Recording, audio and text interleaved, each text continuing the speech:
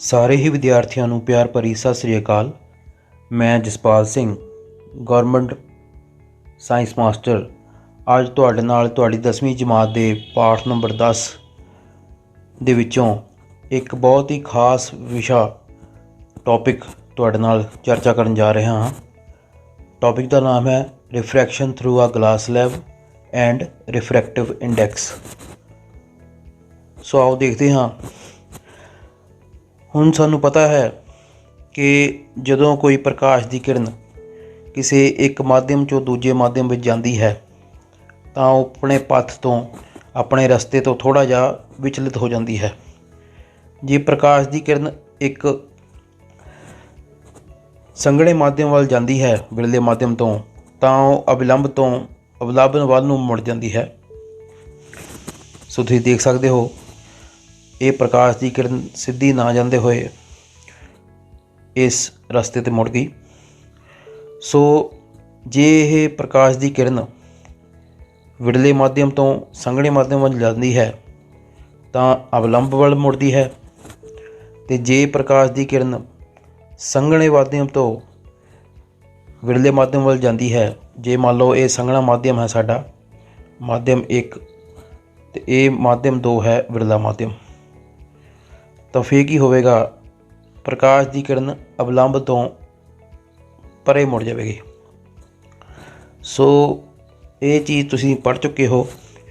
ਸੋ glass slab ਦੇ ਵਿੱਚ ਪ੍ਰਕਾਸ਼ ਦਾ ਅਪਵਰਤਨ ਯਾਨੀ ਕਿ ਰਿਫਰੈਕਸ਼ਨ ਉਹ ਕਿਸ ਤਰ੍ਹਾਂ ਹੁੰਦੀ ਹੈ, ਉਹ ਆਪਾਂ ਦੇਖਦੇ ਹਾਂ।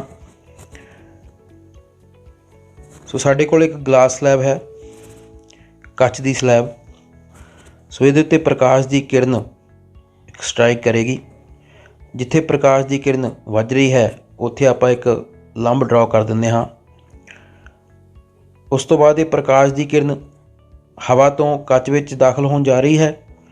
ਸੋ ਇਹ ਵਿਰਲੇ ਮਾਧਿਅਮ ਤੋਂ ਸੰਘਣੇ ਮਾਧਿਅਮ ਵੱਲ ਜਾਏਗੀ। ਸੋ ਕੀ ਹੋਵੇਗਾ? ਇਹ ਅਵਿਲੰਬ ਜਿਹੜਾ ਕਿ ਨਾਰਮਲ ਡਰਾਅ ਕੀਤਾ ਹੈ ਅਸੀਂ, ਆਹ ਵਾਲਾ, ਇਹਦੇ ਕਿੱਦਾਂ ਹੋਏਗੀ, ਕਿੱਧਰ ਨੂੰ ਮੁੜੇਗੀ? ਅਵਿਲੰਬ ਦੇ ਵੱਲ ਨੂੰ। ਇਸ ਲੰਬ ਨਾਰਮਲ ਦੇ ਵੱਲ ਝੁਕ ਜਾਵੇਗੀ ਜਾਂ ਕਹਿ ਲਓ ਮੁੜ ਜਾਵੇਗੀ। ਸੋ ਜਿਹੜੀ ਪ੍ਰਕਾਸ਼ ਦੀ ਕਿਰਨ ਸਟਰਾਈਕ ਕੀਤੀ ਅਪਵਰਤਨ ਤੋਂ ਪਹਿਲਾਂ, ਰਿਫਰੈਕਸ਼ਨ ਤੋਂ ਪਹਿਲਾਂ, ਉਹਨੂੰ ਆਪਾਂ ਆਪਾਤੀ ਕਿਰਨ ਕਹਿੰਦੇ ਹਾਂ। ਅਤੇ ਉਹ ਜੋ ਲੰਬ ਦੇ ਨਾਲ ਕੋਣ ਬਣਾਉਂਦੀ ਹੈ ਉਹਦਾ ਨਾਮ ਹੈ ਆਪਾਤੀ ਕੋਣ ਜਾਂ ਐਂਗਲ ਆਫ ਇੰਸੀਡੈਂਸ। ਉਹਨੂੰ ਆਪਾਂ I ਦਾ ਨਾਮ ਦਿੱਤਾ ਹੈ। ਇਹਦੇ ਪੈਰ 'ਚ 1 ਪਾਇਆ ਹੈ, ਸੋ I1। ਤਾਂ ਇਹਦਾ ਮਤਲਬ ਇਹ ਹੈ ਕਿ ਇੱਥੇ ਆਪਾਤੀ ਕੋਣ ਹੋਰ ਵੀ ਬਣਨਗੇ, ਇਸ ਕਰਕੇ ਇਹਨੂੰ I1 ਦਾ ਨਾਮ ਦਿੱਤਾ ਹੈ ਆਪਾਂ। ਸੋ ਇਹ ਹੈ ਸਾਡਾ ਐਂਗਲ ਆਫ ਇੰਸੀਡੈਂਸ, ਆਪਾਤੀ ਕੋਣ। ਉਹ ਕੋਣ ਜਿਹੜਾ ਕਿ ਆਪਾਤੀ ਕਿਰਨ ਲੰਬ ਦੇ ਨਾਲ ਬਣਾਉਂਦੀ ਹੈ। ਹੁਣ ਅਗਲਾ ਕੋਣ ਕਿਹੜਾ ਹੋਵੇਗਾ? ਜਿਹੜੀ ਅਪਵਰਤਿਤ ਕਿਰਨ ਜਿਹੜੀ ਹੈ ਇਹ ਵਾਲੀ, ਉਹ ਕਿਹਦੇ ਨਾਲ ਬਣਾ ਰਹੀ ਹੈ? ਲੰਬ ਦੇ ਨਾਲ। ਉਸ ਕੋਣ ਨੂੰ ਆਪਾਂ ਕਹਿੰਦੇ ਹਾਂ ਅਪਵਰਤਨ ਕੋਣ। ਸੋ ਐਂਗਲ ਆਫ ਰਿਫਰੈਕਸ਼ਨ, ਇਹਦਾ ਨਾਮ ਦਿੱਤਾ ਹੈ R1। ਸੋ ਇਸ ਤੋਂ ਬਾਅਦ ਕੀ ਹੋਵੇਗਾ?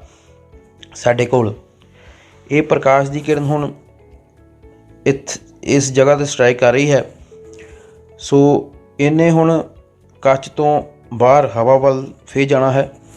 ਸੋ ਸੰਘਣੇ ਮਾਧਿਅਮ ਤੋਂ ਵਿਰਲੇ ਮਾਧਿਅਮ 'ਚ ਜਾਣਾ ਹੈ। ਤਾਂ ਸੰਘਣੇ ਮਾਧਿਅਮ ਤੋਂ ਵਿਰਲੇ ਮਾਧਿਅਮ 'ਚ ਜਾਣ ਦੇ ਵੇਲੇ ਕੀ ਹੋਵੇਗਾ? ਇਹ ਪ੍ਰਕਾਸ਼ ਦੀ ਕਿਰਨ ਲੰਬ ਤੋਂ, ਇਸ ਨਾਰਮਲ ਤੋਂ ਪਰਾਂ ਮੁੜ ਜਾਵੇਗੀ। ਸੋ ਅਸੀਂ ਦੇਖ ਸਕਦੇ ਹਾਂ ਇਹ ਪ੍ਰਕਾਸ਼ ਦੀ ਕਿਰਨ ਜਿਹੜੀ ਹੈ ਉਹ ਲੰਬ ਤੋਂ ਪਰਾਂ ਮੁੜ ਗਈ। ਸੋ ਇੱਥੇ ਦੂਸਰੀ ਵਾਰ ਇੱਕ ਵਾਰ ਰਿਫਲੈਕਸ਼ਨ ਹੋਈ, ਅਤੇ ਇਹ ਜਿਹੜਾ ਕੋਣ ਹੈ ਇੱਥੇ ਬਣ ਰਿਹਾ ਹੈ, ਪ੍ਰਕਾਸ਼ ਦੀ ਕਿਰਨ ਬਣਾ ਰਹੀ ਹੈ, ਇਹ ਦੂਜਾ ਜਿਹੜਾ ਹੈ ਉਹ ਆਪਾਤੀ ਕੋਣ ਹੈ। ਐਂਗਲ ਆਫ ਇੰਸੀਡੈਂਸ 2, I2 ਨਾਮ ਦੇ ਦਿੱਤਾ ਇਹਨੂੰ। ਤੋ ਪ੍ਰਕਾਸ਼ ਦੀ ਕਿਰਨ ਜਦੋਂ ਬਾਹਰ ਜਾਂਦੀ ਹੈ ਇਹਨੂੰ ਆਪਾਂ ਇਮਰਜੈਂਟ ਰੇ ਬੋਲਦੇ ਹਾਂ, ਨਿਰਗਾਮੀ ਕਿਰਨ। ਸੋ ਇਹ ਜਿਹੜੀ ਲੰਬ ਦੇ ਨਾਲ ਕੋਣ ਬਣਾਉਂਦੀ ਹੈ ਉਹਦਾ ਨਾਮ ਆਪਾਂ R2 ਰੱਖ ਸਕਦੇ ਹਾਂ, ਜਾਂ ਇਹਨੂੰ ਆਪਾਂ ਐਂਗਲ ਆਫ ਇਮਰਜੈਂਸ E ਵੀ ਬੋਲਦੇ ਹਾਂ। ਸੋ R2 = E। ਸੋ ਜਿਹੜਾ ਦੂਜੀ ਵਾਰ ਅਪਵਰਤਨ ਹੋਇਆ, ਜਿਹੜੀ ਪ੍ਰਕਾਸ਼ ਦੀ ਕਿਰਨ ਬਾਹਰ ਨਿਕਲੀ, ਉਹ ਹੈ ਨਿਰਗਾਮੀ ਕਿਰਨ, ਅਤੇ ਕੋਣ ਬਣ ਰਿਹਾ ਹੈ ਸਾਡੇ ਕੋਲ ਨਿਰਗਾਮੀ ਕੋਣ E, यानी कि एंगल ऑफ इमरजेंस।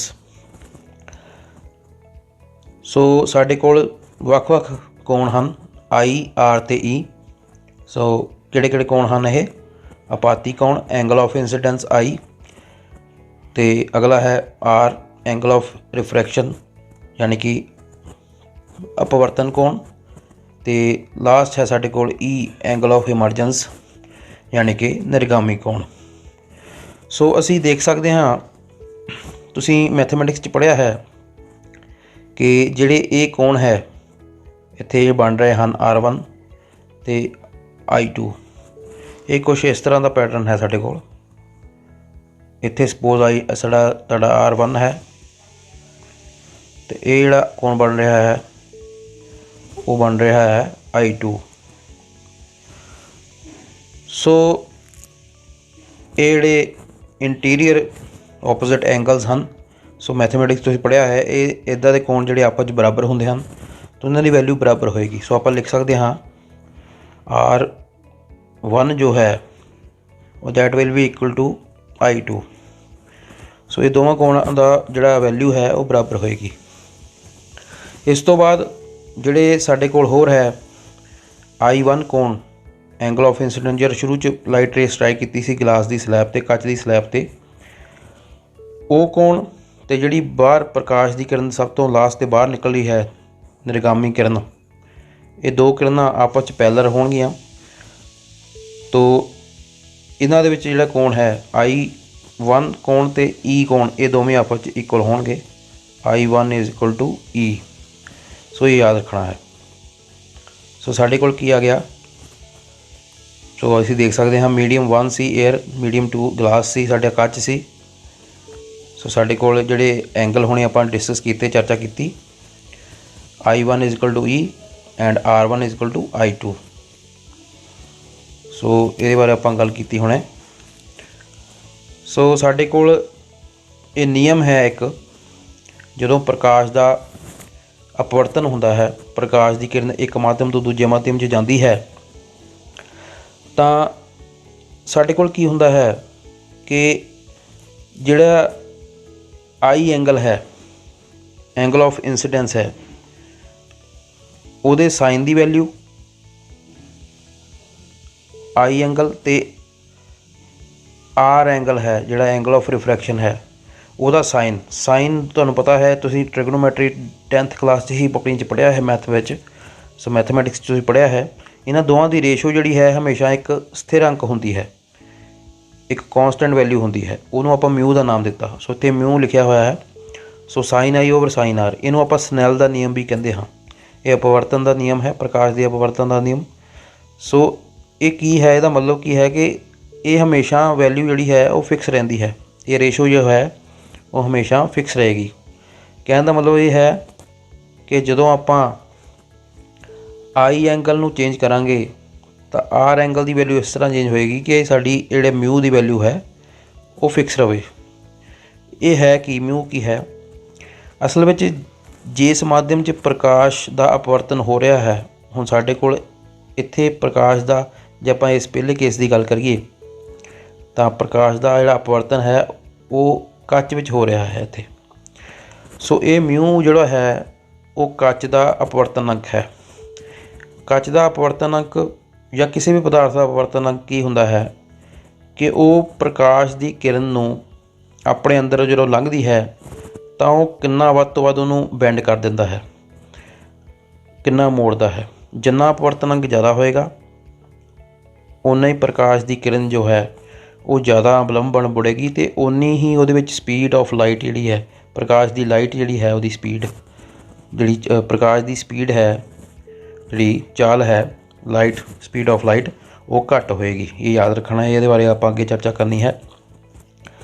सो माध्यम का रिफ्रैक्टिव इंडैक्स यानी कि अपवर्तन अंक जिन्ना ज़्यादा होएगा उन्ना उहदी बैंडिंग जिहड़ी है टुवार्ड्स नॉर्मल जिहड़ी है वो ज़्यादा होएगी। तो ये रेशो जिहड़ी बराबर रहनी है। तो असीं देखते हाँ अगे, तो इत्थे गल करते हैं। पहले इत्थे दो बार रिफ्रैक्शन हुई, एक बार इत्थे हुई, एक बार दूजे केस हुई। एक बार जो प्रकाश की किरण हवा तो एयर टू ग्लास आई, हवा तो कच दे विच, दूजी बार जो कच तो हवा दे विच दोबारा गई, तो 2 बार इत्थे रिफ्रैक्शन अकर हुई है। तो साडे कोल एक रिलेशन असी बनाउण जा रहे हाँ। सो ध्यान नाल देखते हैं इहनूं।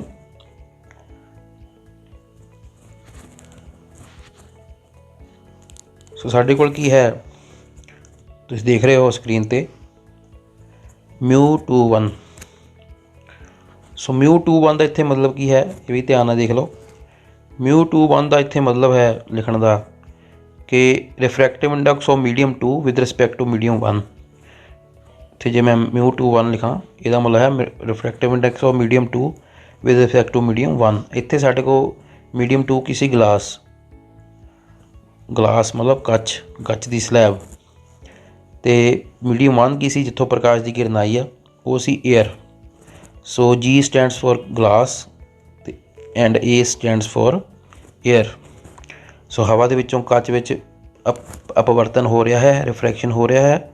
सो आपां इहनूं refractive index of medium 2 with respect to 1 दी थां ये भी लिख सकते हाँ refractive index of glass with respect to air. तो इसका फार्मूला की बन गया सारे को, इस जनरल फार्मूले के हिसाब नाल वो बन गया sin I1 over sin R1। सो ये फार्मूला साढ़े को बन गया। हुण बेटा असी पढ़िया है, असी देखा है किहड़ा R1 है वो I2 दे इक्वल है, तो I1 जिहड़ा E दे इक्वल है।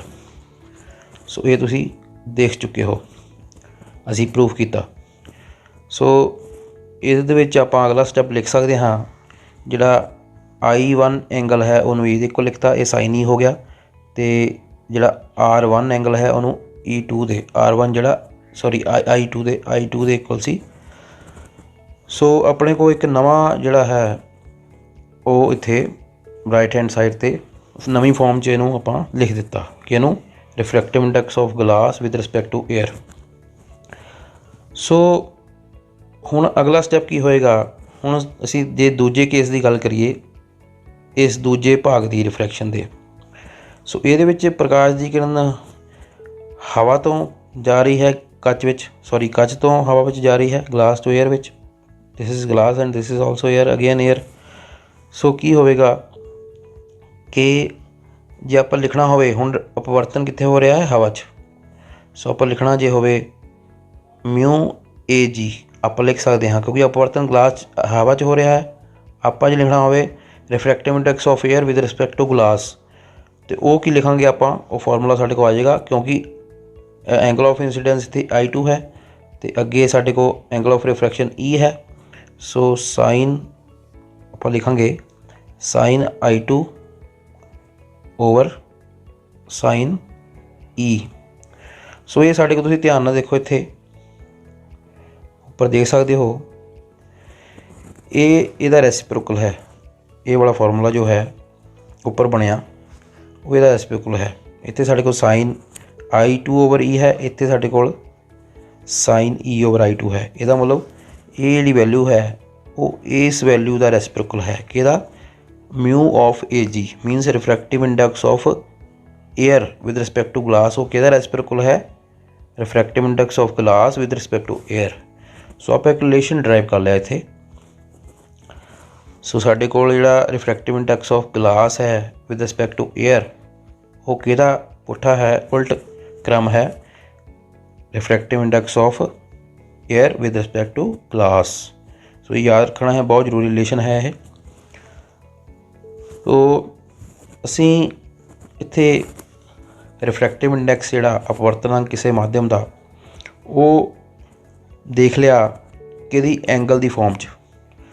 सो एक चीज़ इत्थे तुसीं ध्यान देनी है कि रिफ्रैक्टिव इंडैक्स किसी भी माध्यम का हुंदा है, वो माध्यम हमेशा पारदर्शी होवेगा। जिहड़ा अपारदर्शी माध्यम है, ओपेक मीडियम जिन्हां विचों लाइट रे पास नहीं हुंदियां, उहदा अपवर्तनांक कुछ नहीं हुंदा। सो आपां लाइट नाल कंसर्न कर रहे हैं इस चैप्टर च। सो अपवर्तनांक मतलब कि लाइट की जिहड़ी स्पीड है, प्रॉपर्टीज़ है, स्पीड एंड उहदा झुकाव है, वो बदलेगा, उसकी प्रॉपर्टी चेंज होएगी। सो ये ट्रांसपेरेंट मीडियम का रिफ्रैक्टिव इंडैक्स होएगा। ये याद रखना है। आप एक बार फिर कहते हैं कि जिन्ना ज़्यादा अपवर्तनक होएगा उन्ना वो बैंडिंग हाईलाइट की ज़्यादा होएगी तो स्पीड घट होएगी। सो एक चीज़ होर है, हुण आपां इत्थे देखनी है कि रिफ्रैक्शन हुई सी साडे कोल, जे ये ग्लास स्लैब ना हुंदी साडे कोल तो की होना सी, जिहड़ी प्रकाश की किरण ये वाली है उन्हें सीधी लंघ जाना सी। सो हुण एक किद्दां जा रही है, इस आ वाला पाथ है साडा। सो ये एक गैप है, असीं देख सकते हाँ इत्थे। सो एक रिलेशन होर दिखाया है। सो असीं गैप है इत्थे देख सकते हाँ। ये जिहड़ा गैप है इनू आपां बोलते हाँ लेटरल शिफ्ट। लेटरल शिफ्ट भाव कि ये जिहड़ी प्रकाश की किरण जिहड़ी शुरुआती सीगी, जिहड़ी इंसीडेंट रे सी, वो अपने ओरिजिनल पाथ जिहड़ा कि ये सी उतों शिफ्ट हो गई आ इन्नी। सो ये गैप है जिन्ना शिफ्ट हुई है, इन्हों बोलते हाँ लेटरल शिफ्ट। ये तुसीं +2 ये बारे डिटेल च पढ़ोगे जे तुसीं साइंस रखते हो तो। सो अगे आपां देखांगे एक होर रिलेशन देख सकते हो तुसीं इत्थे थल्ले। Refractive index of medium 2 with respect to 1 is equal to 1/, of refractive index of medium 1 with respect to medium 2। So ये रेसिप्रोकल होंगे एक दूजे का। आप अगे देखते हाँ, एक न्यूमैरिकल करते हाँ, तुहानूं क्लैरिटी होएगी काफ़ी। सो एक प्रकाश किरण माध्यम 1 तो माध्यम B में जाती है अते अविलंब नॉर्मल यानी कि नॉर्मल नाल 45 डिग्री आपाती कोण एंगल ऑफ इंसीडेंस अते 30 डिग्री अपवर्तित कोण एंगल ऑफ रिफ्रैक्शन बनाउंदी है। सो माध्यम 2 का अपवर्तन अंक कितना होएगा। सो माध्यम 1 तो माध्यम 2 जाती है, आ माध्यम 1 मान लें आप, आ माध्यम 2 मान लें हाँ। सो जदों प्रकाश की किरण ने साडे कोल एंगल बना रही है 45 डिग्री, प्रकाश की किरण दूजे माध्यम जा रही है। सो उत्थे 30 डिग्री एंगल बना रही है, भावे संघने माध्यम जा रही है डेंसर मीडियम च। सो साडे कोल ये है I, तो ये है R। तो माध्यम 2 का अपवर्तन अंक पुछ रहे हैं जिहदे विच की हो रहा है, रिफ्रैक्शन हो रही है। सो आओ देखते हाँ साडे कोल I ते R कितने हैं। I है साडे कोल एंगल ऑफ इंसीडेंस 45 डिग्री ते R है 30 डिग्री। सो सानू पता है फॉर्मूला आप देखा, mu is equal to refractive index is equal to sin I over sin R। हुण बेटा तुसीं मैथ में पढ़िया है, ये जिहड़े साइन एंड कोसाइन फंक्शनस होंदे हैं इन्हां दी वैल्यूज़ बारे भी तुसीं पढ़िया है। सो सीधियां वैल्यूज़ कुछ होंदियां हैं जो 15 डिग्री के या 30 डिग्री के मल्टीपल्स से होंदियां हैं। उसका एक टेबल दिता है, तुहाडे टीचर ने कराया होगा, मैं तुहानूं शो करदा हाँ इत्थे टेबल। सो इस टेबल में तुसीं देख सकते हो कि साइन 45 की वैल्यू भी अवेलेबल है तो 30 की वैल्यू भी अवेलेबल है। सो इस फॉर्मूला दे विच आपां इहदी वैल्यू जिहड़ी भरांगे। So mu will be equal to sine I है 45 डिग्री। सो इत्थे 45 डिग्री लिखांगे। सो नैक्सट है साडे को sine 30 degree, R is equal to 30 degree.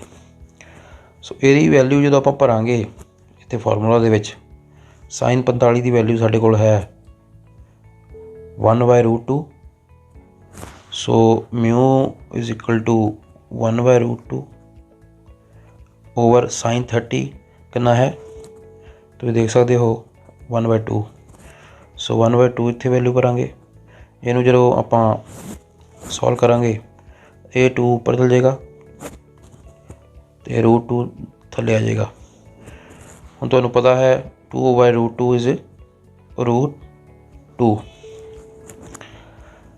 सो साडे कोल इहदी वैल्यू तुसीं सॉल्व करोगे तो 1 पॉइंट समथिंग आएगी। सो जिहड़ी जिहदी वैल्यू है √2 की वो ऑलमोस्ट 1.41 होंदी है। सो साडे कोल जिहड़े माध्यम च प्रकाश का अपवर्तन हो रहा है, रिफ्रैक्शन हो रही है, उसका रिफ्रैक्टिव इंडैक्स आप फाइंड कर लिया वैल्यूज़ नूं पुट करके तो सॉल्व करके 1.41। सो इस तरह आप ये 3 फैक्टर विचों कोई एक अननोन फैक्टर फाइंड कर सकते हाँ। किसी न्यूमेरिकल ਤੁਹਾਨੂੰ हो सकता है ये दो एंगल्स ਦੇ ਵਿੱਚੋਂ ਇੱਕ ਐਂਗਲ ਨੋਨ ਹੋਵੇ, ਦੂਜਾ ਐਂਗਲ ਪੁੱਛਿਆ ਗਿਆ ਹੋਵੇ ਤੇ ਉਹਦੇ ਵਿੱਚ ਰਿਫਰੈਕਟਿਵ ਇੰਡੈਕਸ ਦੀ ਵੈਲਿਊ ਦਿੱਤੀ ਗਈ ਹੋਵੇ। ਸੋ ਆਪਾਂ ਤਿੰਨਾਂ ਜਿਹੜੇ ਫੈਕਟਰਸ ਹਨ, ਇਹ ਰਿਫਰੈਕਟਿਵ ਇੰਡੈਕਸ ਤੇ ਐਂਗਲ ਆਫ ਇੰਸੀਡੈਂਸ ਤੇ ਐਂਗਲ ਆਫ ਰਿਫਰੈਕਸ਼ਨ, ਇਹਨਾਂ ਵਿੱਚ ਦੋ ਜੇ ਪਤਾ ਹੋਣ ਸਾਨੂੰ ਤਾਂ ਆਪਾਂ ਤੀਜਾ ਜਿਹੜਾ ਰਿਫਰੈਕਟਿਵ ਇੰਡੈਕਸ ਹੈ ਉਹ ਵੈਲਿਊ ਜਿਹੜੀ ਫੰਕਸ਼ਨ ਹੈ ਉਹ ਫਾਈਂਡ ਕਰ ਸਕਦੇ ਹਾਂ। ਸੋ ਨੈਕਸਟ ਫਾਰਮ ਦੇਖਦੇ ਹਾਂ ਇਹਦੀ ਆਪਾਂ। ਇੱਕ ਤਾਂ ਆਪਾਂ ਗੱਲ ਕੀਤੀ ਰਿਫਰੈਕਟਿਵ ਇੰਡੈਕਸ ਦੀ ਐਂਗਲ ਆਫ ਇੰਸੀਡੈਂਸ ਤੇ ਐਂਗਲ ਆਫ ਰਿਫਰੈਕਸ਼ਨ ਦੇ ਫਾਰਮ 'ਚ, mu is equal to sine I over sine R, where mu is refractive index ਜਾਂ ਫਿਰ ਕਹ ਲਓ ਅਪਵਰਤਨਾਂਕ। ਹੁਣ ਆਪਾਂ ਗੱਲ ਕਰਾਂਗੇ ਲਾਈਟ ਦੀ ਸਪੀਡ ਦੀ ਫਾਰਮ ਦੇ ਵਿੱਚ ਰਿਫਰੈਕਟਿਵ ਇੰਡੈਕਸ ਦਾ ਫਾਰਮੂਲਾ ਜਿਹੜਾ ਕਿ ਸਾਡੇ ਕੋਲ ਅਵੇਲੇਬਲ ਹੈ। ਉਹ ਸਾਡੇ ਕੋਲ ਕੀ ਹੁੰਦਾ ਹੈ, speed of light in air to the speed of light in medium. Vacuum ਦੇ ਵਿੱਚ ਜਿਹੜੀ ਸਪੀਡ ਹੈ ਲਾਈਟ ਦੀ ਉਹ ਆਲਮੋਸਟ ਏਅਰ ਦੇ ਇਕੁਅਲ ਹੁੰਦੀ ਹੈ। ਅਸਲ ਵਿੱਚ ਫਾਰਮੂਲਾ ਇਹਦਾ ਹੈ speed of light in vacuum.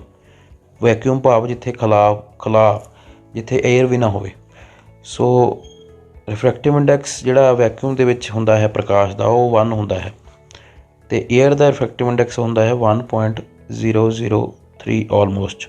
ਸੋ ਇਹ ਆਲਮੋਸਟ ਇਕੁਅਲ ਟੂ ਯਾਨੀ ਕਿ 1 ਦੇ ਇਕੁਅਲ ਹੈ। ਸੋ ਇਸ ਕਰਕੇ ਆਪਾਂ ਏਅਰ ਦੇ ਕੰਪੈਰੇਟਿਵਲੀ ਸਾਰੇ ਮੀਡੀਅਮ ਦਾ ਜਿਹੜੇ ਜਿੰਨੇ ਮੀਡੀਆ ਹਨ ਸਾਡੇ ਕੋਲ ਉਹਨਾਂ ਦਾ ਰਿਫਰੈਕਟਿਵ ਇੰਡੈਕਸ ਆਪਾਂ ਕੰਪੇਅਰ ਕਰਕੇ ਨੋਟ ਕਰਦੇ ਹਾਂ। ਸੋ ਸਾਡੇ ਕੋਲ ਦੂਜਾ ਫਾਰਮੂਲਾ ਇਹ ਹੈ speed of light in air to the speed of light in medium.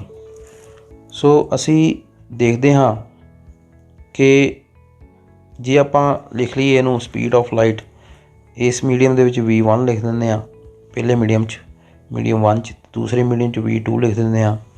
ਤਾਂ ਸਾਡੇ ਕੋਲ ਇਹ ਫਾਰਮੂਲਾ ਆ ਜਾਏਗਾ ਰਿਫਰੈਕਟਿਵ ਇੰਡੈਕਸ ਦਾ, refractive index of glass with respect to air, ਕਿਉਂਕਿ ਗਲਾਸ ਦੇ ਵਿੱਚ ਰਿਫਰੈਕਸ਼ਨ ਹੋ ਰਹੀ ਹੈ ਇੱਥੇ।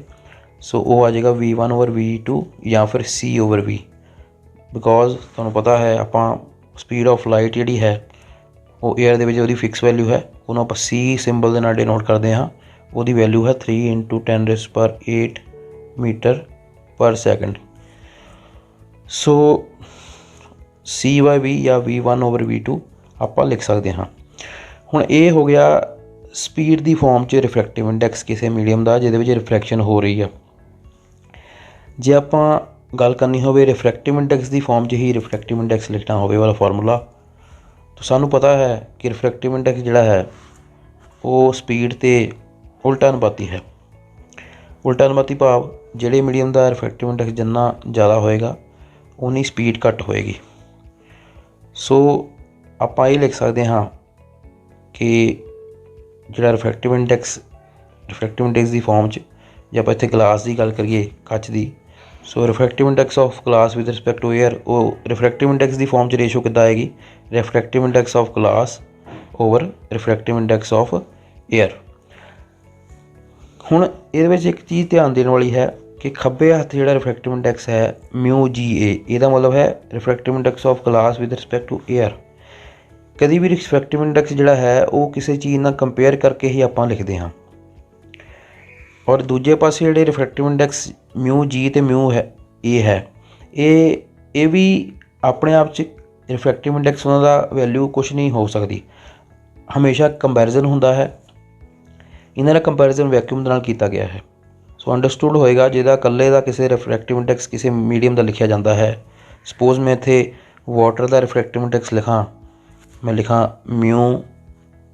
μW ਮੀਨਸ ਵਾਟਰ, ਉਹ ਮੈਂ ਲਿਖਾਂ 4/3, ਅਤੇ ਇਹਦਾ ਮਤਲਬ ਇਹ ਹੈ ਕਿ ਉਹਦਾ ਕੰਪੈਰੀਜ਼ਨ ਵੈਕਿਊਮ ਦੇ ਨਾਲ ਕੀਤਾ ਗਿਆ ਹੈ। ਵੈਕਿਊਮ ਨਾਲ ਕੰਪੇਅਰ ਕਰਕੇ ਉਹਦਾ ਜਿਹੜਾ ਹੈ 4/3 ਜਾਂ ਫਿਰ 1.33 ਸਮਥਿੰਗ ਜਿਹੜਾ ਹੈ ਉਹ ਰਿਫਰੈਕਟਿਵ ਇੰਡੈਕਸ ਵਾਟਰ ਦਾ ਵਿਦ ਰਿਸਪੈਕਟ ਟੂ ਵੈਕਿਊਮ ਹੈ ਜਾਂ ਏਅਰ ਹੈ। ਏਅਰ ਵੀ ਕਿਉਂਕਿ ਏਅਰ ਦਾ ਵੈਕਿਊਮ ਦੇ ਕੰਪੈਰੇਟਿਵਲੀ ਸੇਮ ਹੁੰਦਾ ਹੈ ਰਿਫਰੈਕਟਿਵ ਇੰਡੈਕਸ। ਸੋ ਇਹ ਚੀਜ਼ ਤੁਸੀਂ ਯਾਦ ਰੱਖਣੀ ਹੈ। ਤੁਸੀਂ ਇੱਕ ਚੀਜ਼ ਯਾਦ ਰੱਖੋ, ਜੇ ਆਪਾਂ ਇੱਥੇ ਮੀਡੀਅਮ ਨੂੰ ਆਪਾਂ ਗਲਾਸ ਜਾਂ ਏਅਰ ਨਾ ਲਿਖਦੇ ਹੋਏ ਮੀਡੀਅਮ 1 2 ਲਿਖੀਏ ਜਿੱਦਾਂ ਇੱਥੇ ਲਿਖਿਆ ਹੈ, ਤਾਂ ਸਾਡੇ ਕੋਲ ਫਿਰ ਕੀ ਆਏਗਾ, medium of refractive index of medium 2 with respect to 1 is equal to refractive index of medium 2 divided by refractive index of medium 1। ਜਦ ਕਿ ਵੈਲੋਸਿਟੀ ਦੀ ਫਾਰਮ 'ਚ ਕੀ ਹੈ ਦੇਖੋ ਤੁਸੀਂ ਇੱਥੇ ਫਾਰਮੂਲਾ, ਸੋ ਉਹ ਪੁੱਠਾ ਹੈ। velocity in medium 1 over velocity in medium 2, velocity or speed we can say. So speed of light in medium 1 divided by speed of light in medium 2। तो जद कि रिफ्रैक्टिव इंडैक्स जोड़ा है वो पुट्ठा है, refractive index of medium 2 with respect to 1 जिहदे विच refraction हो रही है। सो ये चीज़ याद रखनी है। जो ये चीज़ तुहानूं याद रखते NTSC दे विच तुहानूं न्यूमैरिकल्स या किसी भी तरह का मल्टीपल चॉइस क्वेश्चन होएगा इहदे नाल रिलेटेड आएगा तो प्रॉब्लम नहीं आएगी सॉल्व करने दे विच। तो ये कंसैप्ट नूं ध्यान नाल समझ के इहनूं फंडे नूं समझ के ही तुसीं इहनूं सॉल्व करना है। सो एक न्यूमैरिकल आपां देखते हाँ अगे। उस तो पहला एक कुछ वैल्यूज़ देखते हाँ। साढ़े कोल जिन्नियां भी वैल्यूज़ है वैक्यूम नाल कंपेयर करके ही इहदियां रिफ्रैक्टिव इंडैक्स लिखे गए हैं।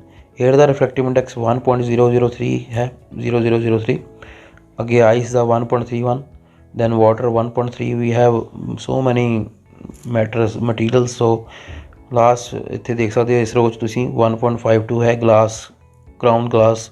तो ग्लास भी कैटेगरी वक्री वक्रियां होंदियां। सो एक तुसीं इत्थे रूबी का देख सकते हो 1.71 तो लास्ट तुसीं देख सकते हो डायमंड का 2.42। ਇਹਦਾ सब तो ज़्यादा रिफ्रैक्टिव इंडैक्स होंदा है। तो ये सब तो घट जी होएगी स्पीड कि लाइट की डायमंड दे विच। सो ये वैल्यूज़ नूं थोड़ा जिहा कुछ वैल्यूज़ नूं तुसीं एज इट इज़ याद रखना है, जिदा कि एयर, वाटर, डायमंड, ग्लास, ये रिफ्रैक्टिव इंडैक्स की होंदे हन। सो अगला न्यूमैरिकल देखते हाँ असीं इस नाल रिलेटेड ही। तो हवा विच प्रकाश की चाल 3 × 10⁸ मीटर पर सैकेंड है। सो साढ़े को हवा च प्रकाश की चाल आप सी ना लिखते हाँ। सो सी वो है साढ़े को 3 × 10⁸ मीटर पर सैकेंड। अगे लिखा है जेकर पानी का अपवर्तन अंक 4/3 या 4/3 होवे तो प्रकाश की पानी में चाल पता करो। सो आप ये चीज़ फाइंड करनी है, पानी दे विच प्रकाश की चाल जिहड़ी है वो फाइंड करनी है। सो सानू पता है कि speed of light in air to the speed of light in medium की होंदी है, वो उस मीडियम का रिफ्रैक्टिव इंडैक्स है जिहदे विच रिफ्रैक्शन हो रही है। सो इत्थे पानी की गल हो रही है। So refractive index of water भी सानू गिवन है 4/3। So refractive index of water is 4/3। So जो इत्थे फॉर्मूले की गल करिए speed of light in air c है दी गई है वो 3 × 10⁸ मीटर पर सैकेंड ओवर वी। सो आप पानी दे विच प्रकाश की चाल करनी है, लाइट की स्पीड करनी है, वो फाइंड करनी है। सो ये फॉर्मूला लावांगे आप ये यूज़ करांगे। सो साडे कोल की होवेगा μW = C/V। तो आप जो अगले स्टैप च करिए इनू सॉल्व, वी नूं मैं इस साइड लै जावांगा तो μW refractive index of water जो थले डिनोमीनेटर च आ जाएगा। सो आप करते हैं अगले step V = C/μW refractive index of water. So values put करते हैं। सी की वैल्यू है 3 × 10⁸ मीटर पर सैकेंड। 4/3 है साढ़े को रिफ्रैक्टिव इंडैक्स ऑफ वाटर। ये 3 जो है ऊपर चल जाएगा, 3 ना गुणा हो जाएगा, मल्टीप्लाई हो जाएगा। सो ये आ जाएगा साढ़े को 3 × 3 9/4। सो 9/4 तुसीं सॉल्व कर सकते हो, वो तुहाडे कोल आ जाएगा 2.25 के नियर अबाउट आ जाएगा वैल्यू। सो साढ़े को वी जो सॉल्व करके आ जाएगा, वी की वैल्यू लास्ट जी सॉल्व करके आएगी। सो साढ़े कोल कितनी वैल्यू आई सी V = 9/4 × 10⁸ मीटर पर सेकेंड और आफ्टर सॉल्विंग 2.25 × 10⁸ मीटर पर सेकेंड। सो यह है साढ़े को water they which speed of light जिहड़ी कि 2.25 × 10⁸ मीटर पर सैकेंड है। सो ये एयर के कंपैरेटिवली ये स्पीड जो है लाइट की वाटर दे विच घट गई। सो इस तो अलावा मैं तुहाडे नाल जे एक ਇੱਥੇ ਗੱਲ ਕਰਾਂ, ਇੱਕ ਆਪਾਂ ਕੇਸ ਡਿਸਕਸ ਕਰਦੇ ਹਾਂ। ਸਪੋਜ਼ ਕਰੋ ਸਾਡੇ ਕੋਲ ਇੱਥੇ 3 ਮੀਡੀਅਮ ਹਨ, 1 2 ਐਂਡ 3। ਮੀਡੀਅਮ 1 ਜੋ ਹੈ ਉਹ 에ਅਰ ਹੈ, ਮੀਡੀਅਮ 2 ਵਾਟਰ ਹੈ ਅਤੇ ਮੀਡੀਅਮ 2 ਗਲਾਸ ਹੈ। ਹੁਣ ਪ੍ਰਕਾਸ਼ ਜਾਂ ਕਹ ਲਓ ਲਾਈਟ ਦੀ ਜਿਹੜੀ ਰੇਜ਼ ਹਨ, ਇੱਕ ਰੇ ਦੀ ਗੱਲ ਕਰਦੇ ਹਾਂ ਆਪਾਂ, 에ਅਰ ਤੋਂ ਗਲਾਸ ਵਿੱਚ ਆਈ। 에ਅਰ ਟੂ ਗਲਾਸ ਜਦੋਂ ਆਏਗੀ ਤਾਂ ਟੁਵਾਰਡਸ ਨੋਰਮਲ ਮੁੜੇਗੀ, ਅਤੇ ਜਦੋਂ ਗਲਾਸ ਤੋਂ 에ਅਰ ਟੂ ਵਾਟਰ ਆਏਗੀ ਟੁਵਾਰਡਸ ਨੋਰਮਲ ਮੁੜ ਗਈ, ਵਾਟਰ 'ਚ ਆਈ। ਅਤੇ ਜਦੋਂ ਵਾਟਰ ਟੂ ਗਲਾਸ 'ਚ ਆਈ, ਹੋਰ ਡੈਂਸਰ ਮੀਡੀਅਮ 'ਚ ਆ ਰਹੀ ਹੈ ਤਾਂ ਹੋਰ ਉਹ ਟੁਵਾਰਡਸ ਨੋਰਮਲ ਮੁੜ ਜਾਏਗੀ। ਹੁਣ ਤੁਸੀਂ ਇੱਕ ਚੀਜ਼ ਦਾ ਧਿਆਨ ਰੱਖੋ, ਧਿਆਨ ਦਿਓ, ਜਿਹੜਾ ਗਲਾਸ ਦਾ ਰਿਫਰੈਕਟਿਵ ਇੰਡੈਕਸ ਹੈ ਵਿਦ ਰਿਸਪੈਕਟ ਟੂ 에ਅਰ, ਉਹ ਕਿੰਨਾ ਹੈ ਸਾਡੇ ਕੋਲ, ਕਿੱਦਾਂ ਆਏਗਾ ਜੇ ਆਪਾਂ ਫਾਰਮੂਲਾ ਲਿਖਣਾ ਹੋਵੇ। That will be μGA is equal to μG/μA। ਆਪਾਂ ਪੜ੍ਹਿਆ ਹੈ ਪਿੱਛੇ, ਬਟ ਗਲਾਸ ਦਾ ਰਿਫਰੈਕਟਿਵ ਇੰਡੈਕਸ ਇਹ ਸਾਨੂੰ ਵੈਲਿਊ ਪਤਾ ਹੈ ਆਲਮੋਸਟ 1.5 ਹੁੰਦੀ ਹੈ। ਅਤੇ ਜੇ ਆਪਾਂ ਗੱਲ ਕਰੀਏ ਗਲਾਸ ਦੇ ਰਿਫਰੈਕਟਿਵ ਇੰਡੈਕਸ ਦੀ ਵਾਟਰ ਦੇ ਰਿਫਰੈਕਟਿਵ ਇੰਡੈਕਸ ਦੇ ਕੰਪੈਰੇਟਿਵਲੀ, ਉਹ ਕੀ ਆਏਗਾ, mu of glass with respect to water, refractive index of glass with respect to water μGW, ਉਹ ਆਏਗਾ μG/μW। ਅਤੇ ਉਹ ਵੈਲਿਊ ਕੁਛ ਹੋਰ ਆਏਗੀ, ਉਹ 1.5 ਨਹੀਂ ਆਏਗੀ। ਭਾਵ ਕਿ ਰਿਫਰੈਕਟਿਵ ਇੰਡੈਕਸ ਗਲਾਸ ਦਾ ਜਿਹੜਾ ਜਿੰਨਾ 에ਅਰ ਦੇ ਕੰਪੈਰੇਟਿਵਲੀ ਜ਼ਿਆਦਾ ਆ, ਉਹਨਾਂ ਵਾਟਰ ਦੇ ਕੰਪੈਰੇਟਿਵਲੀ ਥੋੜ੍ਹਾ ਘੱਟ ਹੋਏਗਾ, ਕਿਉਂਕਿ ਜੇ ਇਹਦੀ ਵੈਲਿਊਜ਼ ਪੁੱਟ ਕਰੀਏ, μG ਜਿਹੜਾ 1.5 ਹੈ ਅਤੇ ਜਿਹੜਾ μW ਹੁੰਦਾ ਹੈ ਉਹ 1.33 ਹੁੰਦਾ ਹੈ। ਸੋ ਇਹਦੀ ਵੈਲਿਊ ਜਿਹੜੀ ਆ ਉਹ ਕਾਫੀ ਘੱਟ ਆਏਗੀ ਜਿਹੜੀ glass the with respect to air ਸੀ। ਸੋ ਜੇ ਆਪਾਂ ਫਰੈਕਸ਼ਨ ਫਾਰਮ 'ਚ ਇਹਨੂੰ ਲਿਖ ਦਈਏ ਤਾਂ ਫਰੈਕਸ਼ਨ ਫਾਰਮ 'ਚ ਲਿਖਦੇ ਹਾਂ ਆਪਾਂ, ਜਿਹੜਾ μG ਗਲਾਸ ਦਾ ਰਿਫਰੈਕਟਿਵ ਇੰਡੈਕਸ ਉਹ 3/2 ਹੈ ਅਤੇ μW ਹੈ 4/3। ਸੋ ਇਹਨੂੰ ਆਪਾਂ ਸੋਲਵ ਜਦੋਂ ਕਰਾਂਗੇ, ਸੋ 3/2 ਇੰਟੂ ਜਿਹੜਾ 4 ਆ ਨੀਚੇ ਜਾਏਗਾ, ਨੀਚੇ ਰਹੇਗਾ ਅਤੇ 3 ਉੱਪਰ ਚਲ ਜਾਏਗਾ। ਸੋ ਸਾਡੇ ਕੋਲ ਆ ਜਾਏਗਾ ਇਹ 9/8। ਸੋ 9/8 ਜਿਹੜਾ ਸੋਲਵ ਕਰਕੇ ਆਏਗਾ ਸਾਡੇ ਕੋਲ, 9/8 ਜਿਹੜਾ ਸੋਲਵ ਕਰਕੇ ਆਏਗਾ, so we can write it as μGW। So 9/8 ਨੂੰ ਆਪਾਂ ਜਦੋਂ ਸੋਲਵ ਕਰਾਂਗੇ 1.1 ਸਮਥਿੰਗ ਇਹ ਵੈਲਿਊ ਆ ਜਾਏਗੀ। ਸੋ ਇਹਦਾ ਮਤਲਬ ਕੀ ਹੋਇਆ ਫਿਜ਼ੀਕਲੀ, ਇਹਦਾ ਮਤਲਬ ਦੇਖੋ ਪ੍ਰੈਕਟੀਕਲੀ, ਜਿਹੜਾ ਗਲਾਸ ਦਾ refractive index with respect to water ਉਹ ਘੱਟ ਗਿਆ। ਕਿਉਂਕਿ ਗਲਾਸ ਦਾ ਪਹਿਲਾਂ 에ਅਰ ਦੇ ਕੰਪੈਰੇਟਿਵਲੀ 1.5 ਸੀ, ਬਟ ਹੁਣ ਜਿਹੜਾ ਵਾਟਰ ਹੈ ਜਿਹਦੇ ਨਾਲ ਕੰਪੈਰੀਜ਼ਨ ਕਰ ਰਹੇ ਹਾਂ ਗਲਾਸ ਦੇ ਰਿਫਰੈਕਟਿਵ ਇੰਡੈਕਸ ਦਾ, ਉਹ ਵਾਟਰ ਜਿਹੜਾ ਹੈ 에ਅਰ ਨਾਲੋਂ ਸੰਘਣਾ ਹੈ। ਸੋ ਉਹਨੇ ਉਹਦਾ ਰਿਫਰੈਕਟਿਵ ਇੰਡੈਕਸ ਦੀ ਕੰਪੈਰੀਜ਼ਨ ਦੇ ਵਿੱਚ ਉਹਦਾ ਵੈਲਿਊ ਜਿਹੜੀ ਘਟਾਤੀ। ਸੋ ਇਸ ਤਰ੍ਹਾਂ ਤੁਸੀਂ ਕੋਈ ਵੀ ਨਿਊਮੈਰੀਕਲ ਜਿਹੜਾ ਹੈ ਜਾਂ ਕੋਈ ਵੀ ਪ੍ਰੋਬਲਮ ਨੂੰ ਹੈ ਉਹ ਸੋਲਵ ਕਰ ਸਕਦੇ ਹੋ। ਸੋ ਇਹ ਸੀ ਸਾਡੇ ਕੋਲ ਕਿਸੇ ਵੀ ਮੀਡੀਅਮ ਦਾ ਰਿਫਰੈਕਟਿਵ ਇੰਡੈਕਸ ਫਾਈਂਡ ਕਰਨਾ, ਅਤੇ ਗਲਾਸ ਦੇ ਵਿੱਚ ਜਦੋਂ ਲਾਈਟ ਰੇ ਪਾਸ ਹੁੰਦੀ ਹੈ ਤਾਂ ਉਹ ਕਿਸ ਤਰ੍ਹਾਂ ਆਪਣੀ ਪ੍ਰੋਪਰਟੀ ਚੇਂਜ ਕਰਦੀ ਹੈ, ਆਪਣੀ ਸਪੀਡ ਚੇਂਜ ਕਰਦੀ ਹੈ, ਅਤੇ ਕਿਸ ਤਰ੍ਹਾਂ ਵੈਂਡ ਹੁੰਦੀ ਹੈ ਟੁਵਾਰਡਸ ਨੋਰਮਲ ਔਰ ਅਵੇ ਫਰੋਮ ਨੋਰਮਲ। ਸੋ ਇਹ ਕੰਸੈਪਟ ਨੂੰ ਧਿਆਨ ਨਾਲ ਸਮਝ ਲੈਣਾ ਹੈ। ਇਹਨੂੰ ਕੰਸੈਪਟ ਨੂੰ ਸਮਝ ਕੇ ਇਹਨਾਂ ਰਿਲੇਟਡ ਜਿਹੜੇ ਨਿਊਮੈਰੀਕਲਸ ਹਨ ਉਹ ਜ਼ਿਆਦਾ ਤੋਂ ਜ਼ਿਆਦਾ ਸੋਲਵ ਕਰ ਲਏ ਹਨ, ਤਾਂ ਕਿ ਤੁਹਾਨੂੰ ਇਹਦੀ ਪ੍ਰੋਬਲਮਸ ਇਸ ਕੰਸੈਪਟ ਦੀ ਜਿਹੜੀ ਹੈ ਇਹਨਾਂ ਰਿਲੇਟਡ ਐਪਲੀਕੇਬਲ ਜਿਹੜੀਆਂ ਚੀਜ਼ਾਂ ਹਨ ਉਹ ਕਲੀਅਰ ਹੋ ਸਕਣ। ਸੋ ਮੈਂ ਆਸ ਕਰਦਾ ਹਾਂ ਜੋ ਤੁਹਾਨੂੰ ਬਹੁਤ ਕੁਝ ਸਮਝ ਲੱਗਾ ਹੋਵੇਗਾ। ਅਗਲੇ ਲੈਕਚਰ 'ਚ ਫੇਰ ਮਿਲਾਂਗੇ, ਤਦ ਤੱਕ ਲਈ ਧੰਨਵਾਦ।